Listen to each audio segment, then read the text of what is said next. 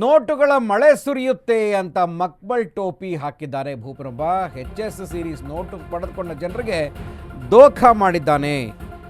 ನೋಟಿನ ಮಳೆ ಸುರಿಯುತ್ತೆ, ನೋಟಿನ ಮಳೆ ಹೆಸರಿನಲ್ಲಿ ಲಕ್ಷ ಲಕ್ಷ ವಂಚನೆ ಮಾಡ್ತಾ ಇದ್ದಂತಹ ಗ್ಯಾಂಗ್ ನೋಟು ಟ್ಯಾಂಪರ್ ಆಗಿದ್ದರ ಬಗ್ಗೆ RBI ಮಾಹಿತಿ ಮೇಲೆಗೆ ಈ ಒಂದು ಬೃಹತ್ ಜಾಲ ಬೆಳಕಿಗೆ ಬಂದಿದೆ.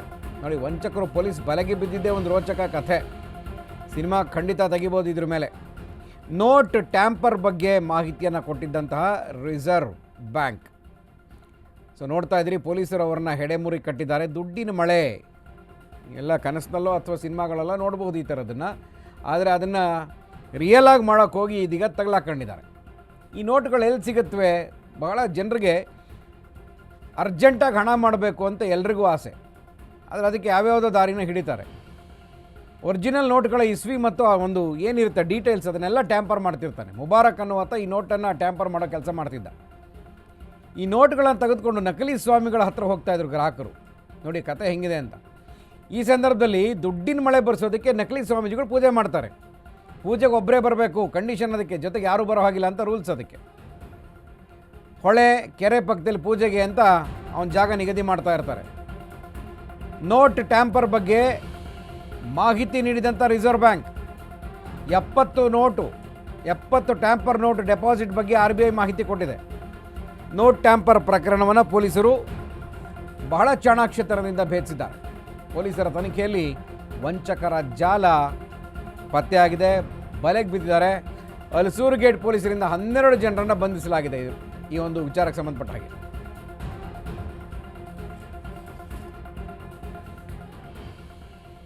ಒರಿಜಿನಲ್ ನೋಟ್ಗಳಿದ್ದಾವೆ. ನೋಟ್ ಟ್ಯಾಂಪರ್ ಪ್ರಕರಣವನ್ನು ಭೇದಿಸಿದ್ದಾರೆ. ಇಸ್ವಿ ಮತ್ತು ಸೀರೀಸನ್ನು ಟ್ಯಾಂಪರ್ ಮಾಡ್ತಾ ಇದ್ದಂಥ ಆರೋಪಿಗಳು. ನೋಡ್ತಾ ಇದ್ದಾರೆ, ಆರೋಪಿಗಳ ಮುಖವನ್ನು ನೀವು ಗಮನಿಸ್ಬೋದು, ಫೋಟೋಗಳನ್ನು ನೋಡಿ. ಏನೇನಾಗಿದೆ ಇಲ್ಲಿ ಅಂತಂದರೆ, 1,40,000 ಮೌಲ್ಯದ 2,000 ಮುಖಬೆಲೆಯ 70 ಟ್ಯಾಂಪರ್ ನೋಟುಗಳು ಡೆಪಾಸಿಟ್ ಆಗಿರುತ್ತೆ. ದುಡ್ಡಿನ ಮಳೆ ಹೆಸರಿನಲ್ಲಿ ನೋಟ್ ಟ್ಯಾಂಪರ್ ಫೇಕ್ ಡೆಪಾಸಿಟ್ ಮಾಡಿರ್ತಾರೆ. ಬಸವರಾಜ್ ಅಲಿಯಾಸ್ ಸತ್ಯಾನಂದ ಸ್ವಾಮಿ, ಮಲ್ಲಿಕಾರ್ಜುನ, ಮೋಹನ್ ಅಲಿಯಾಸ್ ಮುನಿಸ್ವಾಮಿ, ಈ 3 ಜನ ನಕಲಿ ಸ್ವಾಮಿಗಳು.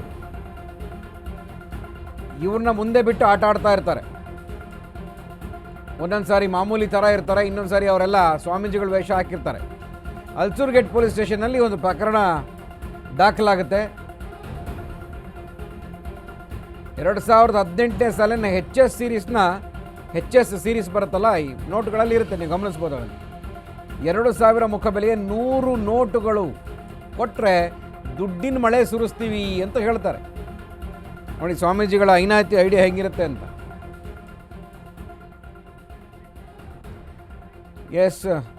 ನೋಟುಗಳ ಮಳೆ ಸುರಿಸ್ತೀವಿ ಅಂತ ಹೇಳಿದವರು ಇದೀಗ ಕಂಬಿ ಎಣಿಸುವಂಥ ಪರಿಸ್ಥಿತಿಗೆ ಬಂದಿದ್ದಾರೆ. ನಮ್ಮ ಕ್ರೈಮ್ ಬ್ಯೂರೋ ಪ್ರತಿನಿಧಿ ಅಭಿಷೇಕ್ ಜಯಶಂಕರ್ ಮತ್ತಷ್ಟು ಮಾಹಿತಿಯನ್ನು ಕೊಡ್ತಾರೆ. ಅಭಿಷೇಕ್, ಈ ಥರದ ಘಟನೆಗಳು ಮೇಲಿಂದ ಮೇಲೆ ನಡೀತಾ ಇದ್ದರೂ ಕೂಡ, ಅಂದರೆ ಇದು ಬಹಳ ರೋಚಕವಾಗಿ ಪೊಲೀಸರು ಅವ್ರನ್ನ ಪತ್ತೆ ಹಚ್ಚಿದ್ದಾರೆ. ಮಾಹಿತಿ ಲಭ್ಯ ಆಗಿದ್ದು ಹೇಗೆ ಬಲೆಗೆ ಬಿದ್ದರು ಇವರೆಲ್ಲ ಅಂತ.